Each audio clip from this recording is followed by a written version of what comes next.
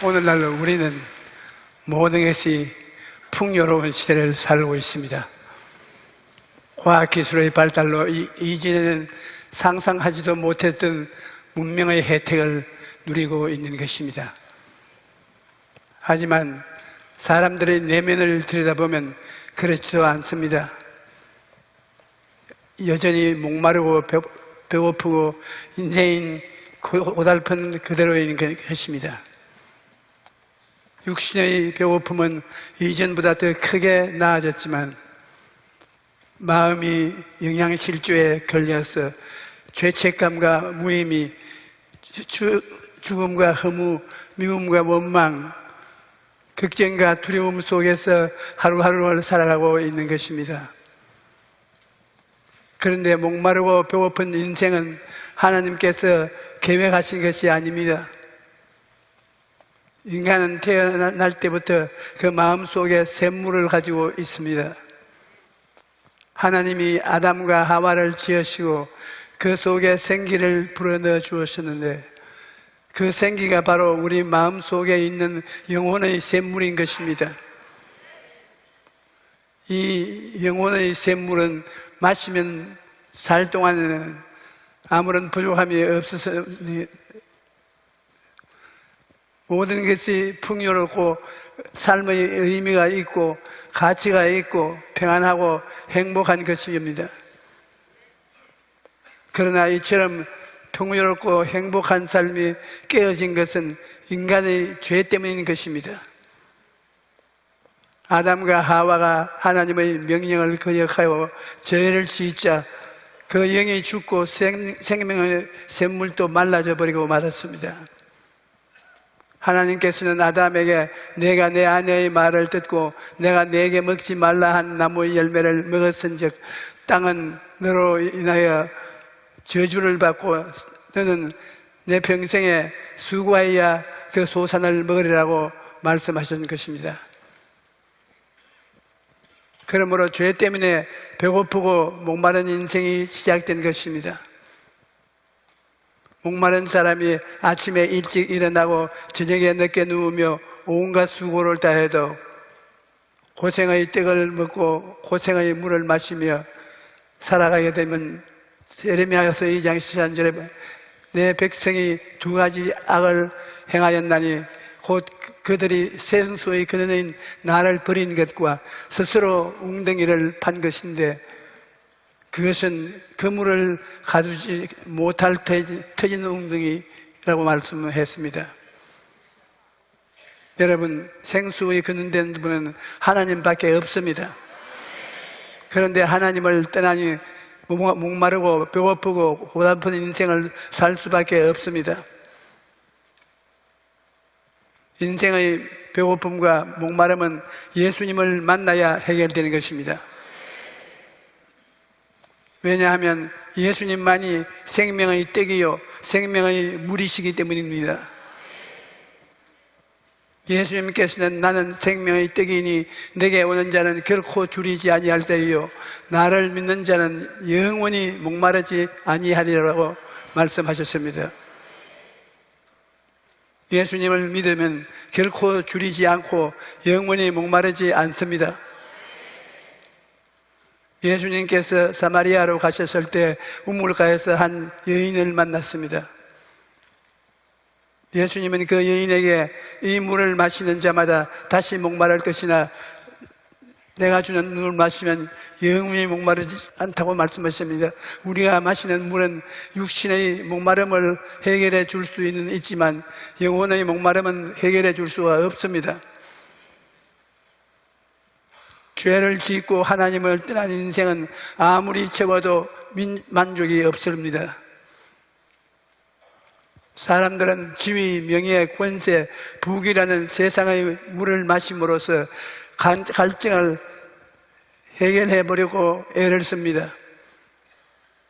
하지만 이러한 것들은 소금물을 마시는 것과 같습니다.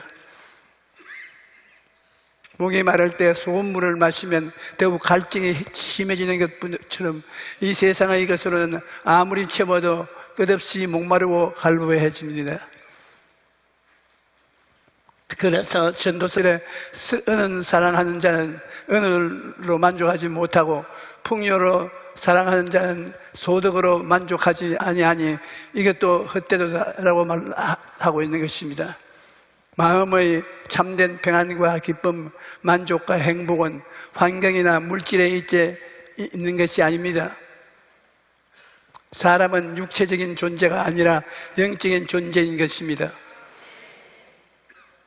사람은 하나님의 형상과 모양대로 지으심을 받았기 때문에 육체의 필요를 채운다고 해서 영혼까지 채워지는 것은 아닙니다.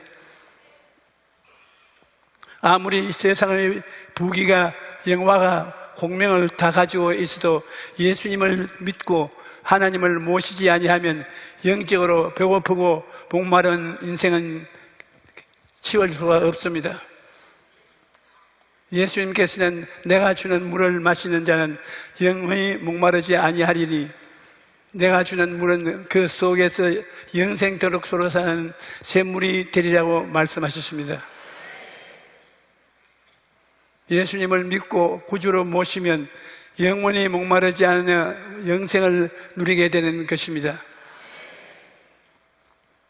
뿐만 아니라 예수님을 믿고 구주로 모시면 기쁨으로 충만한 삶을 살게 됩니다. 아무리 열심히 살아도 내 인생을 맹물 같다고 아무런 기쁨이 없다고 하는 사람이 있습니다. 이렇게 자포자기하고 절망해서는 절대로 안 됩니다. 예수님을 만나면 주님께서 맹물 같은 인생을 포도주와 같은 인생으로 변화시켜 주시는 것입니다. 예수님께서는 포도주가 떨어진 혼인잔치에서 물을 포도주로 만들어 잃어버린 기쁨을 회복시켜 주셨습니다. 이와 같이 기쁨이 없고 고달픈 인생이라 할지라도 예수님을 만나면 예수님께서 기쁨이 넘치는 삶으로 바꾸어 주시는 것입니다. 인생의 참된 기쁨은 예수님께서 주시는 것입니다. 시편 16편 11절에 주께서 생명의 길을 내게 보이시니 주의 앞에는 충만한 기쁨이 있고 주의 오른편에는 영원한 즐거움이 있나이다 라고 말하고 있습니다. 예수님을 믿고 생명을 얻은 사람은 어떠한 환경에서도 기쁨과 평안을 누릴 수 있습니다. 주님께서 주시는 기쁨은 세상에 주는 기쁨과 다릅니다. 세상에 주는 기쁨은 일시적이고 헛된 것이지만 주님께서 우리에게 주시는 기쁨은 충만한 기쁨이요 영원한 즐거움이요 기쁨입니다. 그 무엇도 주님께서 우리에게 주신 기쁨을 빼앗을 수 없습니다. 예수님께서는 영적인 배고픔과 목마름만 해결해 주신 것이 아닙니다. 요한삼서 1장 2절에 사랑하는 자여 내 영혼이 잘됨같이 내가 범사에 잘되고 강건하기를 내가 강구하노라고 말씀하셨습니다. 예수님께서는 영혼의 배고픔과 목마름만 해결하신 것이 아닙니다. 실제 우리 삶의 배고픔과 목마름도 해결해 주시는 것입니다. 예수님께서는 우리에게 영혼이 잘됨같이 범사에 잘되고 강건한 삶을 주셨습니다. 그런데 우리가 이러한 삶을 누리기 위해서는 먼저 꿈을 가져야 합니다. 아무리 환경이 어렵고 힘들어도 예수님을 바라보면 꿈을 가질 수가 있습니다. 그러므로 예수님의 십자가는 우리의 꿈 공장이라 할 수 있습니다. 예수님을 믿고 예수님의 십자가를 바라보면 누구든지 꿈을 가질 수 있는 것입니다. 어떤 백화점 주인이 고아원 아이들을 초청해서 장난감을 선물해 주기로 했습니다. 장난감 코너로 아이들을 데리고 가서 한 가지씩 마음에 드는 것을 고르라고 했습니다. 아이들은 저마다 마음에 드는 장난감을 하나씩 집어 들어갔습니다. 그런데 하나에는 장난감을 고르지 않고 가만히 서 있는 것입니다.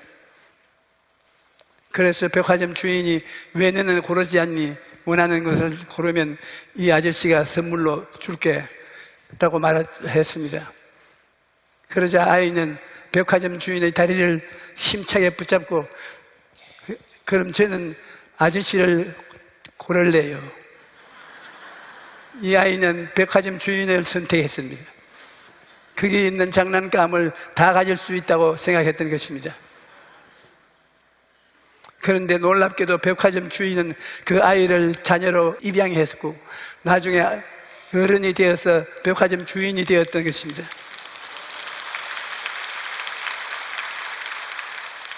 여러분, 하나님의 자녀가 되면 하나님이 주시는 모든 것은 받아 누릴 수 있는 것입니다. 예수님께서는 내 이름으로 무엇이든지 내게 구하면 내가 시행하리라고 말씀하셨습니다. 그러므로 우리는 예수님을 바라보고 꿈을 가져야 합니다. 아무리 하늘에서 은혜의 비가 쏟아져도 그릇을 준비하지 아니하면 받을 수가 없습니다.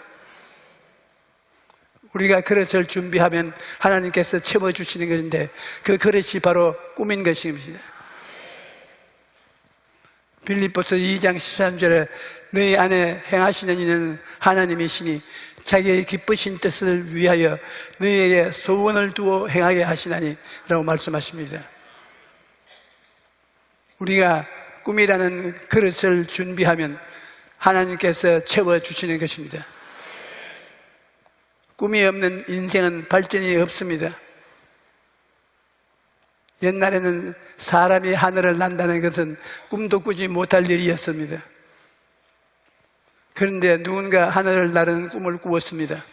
그 결과 오늘날 우리가 비행기를 타고 하늘을 날아서 출장도 가고 여행도 가고 하는 것입니다. 또 옛날에는 사람이 지구를 벗어나는 일, 달에 가는 일은 꿈도 꾸지 못할 일이었습니다. 그런데 누군가 달에 가는 꿈을 꾸었고 그 결과 지금 달에 가는 것은 어려운 일이 아닙니다. 또 옛날에는 인간이 화성에 간다는 것은 영화에서나 나올 만한 이야기가 되어 있습니다. 그럼에도 최근에 미국서 나사의 화성 탐사선이 화성에 무사히 착륙해서 큰 이슈가 되고 있는 것입니다. 그러므로 모두가 불가능하다고 생각하는 것을 현실로 만들어내는 것은 바로 꿈이 있는 사람의 가슴에 나타나는 것입니다. 꿈이 있어야 인류의 역사도 발전하고 우리 인생도 발전할 수가 있습니다. 또 꿈을 가지고 있으면 어떠한 어려움이나 장애물을 만나도 포기하지 않습니다. 에드먼드 힐러리 경은 세계 최초로 에베레스트 산을 정복한 사람인데 기자가 어떻게 그처럼 높은 산을 정복할 수 있습니까? 라고 물었을 때 그는 이렇게 대답했습니다. 한 걸음 한 걸음 걷는 것이니 확고한 목표가 있는 사람은 꿈을 이룰 때까지 계속 시도합니다. 저도 역시 꿈이 있었기 때문에 도중에 장애물이 나타나도 포기하지 않고 계속했던 것입니다.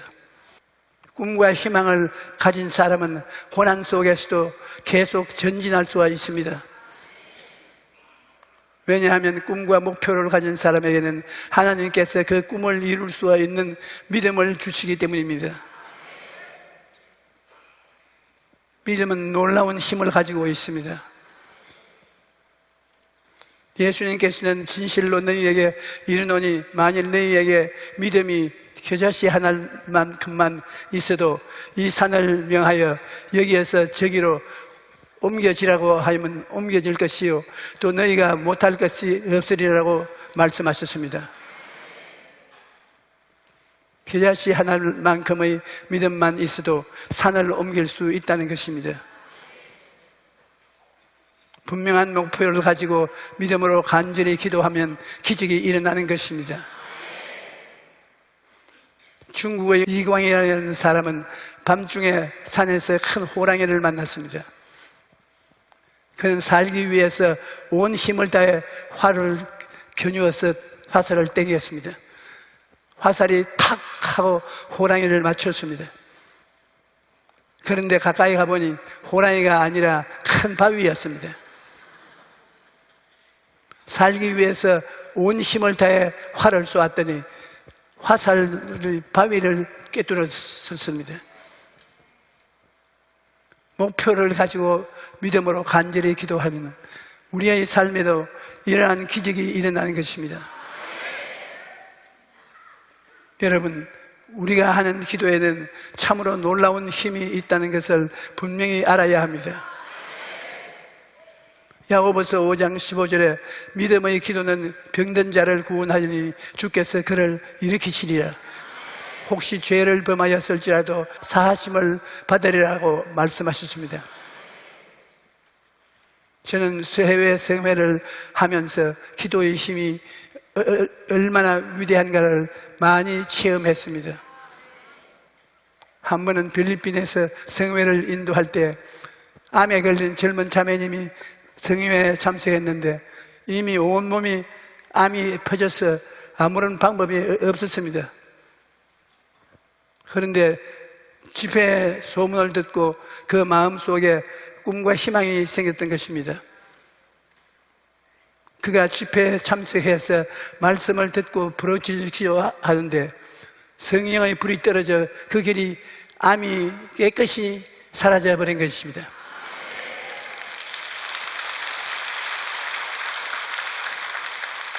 또한 그 할머니는 남편을 데리고 왔는데 남편이 직장암 때문에 바깥 피부까지 골마 터졌다고 해요.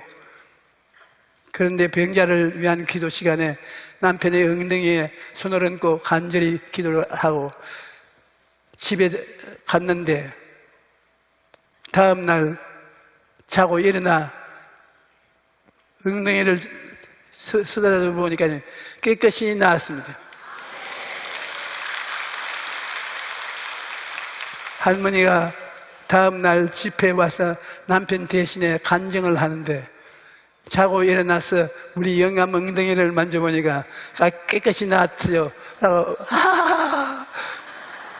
좋아서 웃음을 웃으면서 간증을 했습니다.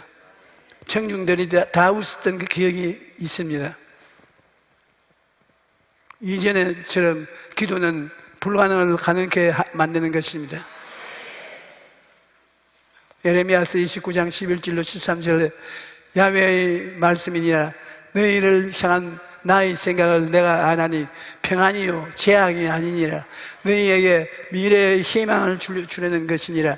너희가 내게 부르짖으면 내게 와서 기도하면 내가 너희의 기도를 들어줄 것이요 너희가 온 마음으로 나를 구하면 나를 찾을 것이요 나를 만나리라고 말씀하고 있습니다. 그러므로 전심을 다해 하나님께 기도하면 우리가 생각하지도 못했던 놀라운 기적을 하나님께서 베풀어 주실 것입니다. 이러므로 예수 믿는 사람은 첫째도 기도요, 둘째도 기도요, 셋째도 기도해야 되는 것입니다. 우리가 기도하면 하나님께서 듣고 응답하시는 것입니다. 이사야 58장 9절에 내가 부를 때 내가 야훼가 응답하겠고 내가 부르짖을 때 내가 여기 있다 하리라 라고 말씀하십니다. 우리가 기도하면 하나님께서 언제든지 내가 여기 있다고 말씀하시며 응답하시겠다는 것입니다. 그러므로 어려움이 있을 때 염려하지 말고 하나님께 기도하십시오. 하나님께 모든 것을 맡기고 기도하면 하나님께서 먹이시고 입히시고 모든 필요한 것들을 예비해 주십니다. 오랜 세월 동안 예수님을 믿고 살아온 경험을 통해서 보면 어려움을 당할 때 어려움을 이길 수 있는 이런 하나님께서 예비해 놓으신 것은 한두 번 체험한 것이 아닙니다. 그래서 저는 어려운 일을 당할 때 항상 피할 길이 있다고 믿고 하나님께서 나아가서 길을 찾습니다. 작은 일이든 큰 일이든 하나님께서 길을 예비해 놓으셨기 때문에 우리는 하나님을 믿고 기도하면 되는 것입니다. 여러분, 어떤 어려운 일이든지 낙심하지 말고 꿈과 믿음을 가지고 기도하십시오. 그러므로 우리가 기도하면 전능하신 주님께서 역사하시는 것입니다. 어떤 환경에 처해 있든지 꿈과 믿음을 가지고 간절히 기도하십시오. 그러면 하나님께서 여러분을 위해 놀라운 기적을 베풀어 주실 것입니다. 할렐루야.